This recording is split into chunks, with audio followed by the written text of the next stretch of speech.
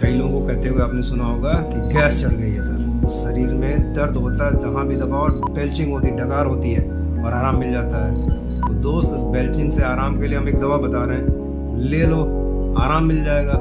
लेकिन किसी अच्छे डॉक्टर के कंसल्टेशन में रह के लग के इलाज करवा लो भैया, ये कुछ और भी चीज़ें इंडिकेट कर रही हैं जो आप नहीं समझ पा रहे हैं। सो दैट्स लाइक कार्बोवेस पोटेंसी 10 ml डोजिंग 10 बूंद सुबह शाम 1 हफ्ते लेके बंद कर दीजिए, सिम्टोमेटिक आराम दे देंगे। लेकिन हमेशा के लिए ठीक करना है ना, तो किसी अच्छे होम्योपैथिक डॉक्टर के कंसल्टेशन में रहिए। Dosing person to person change होती रहती है। बने रहिए होम्योपैथी में। मैं डॉक्टर अतुल कुमार सिंह, मेरा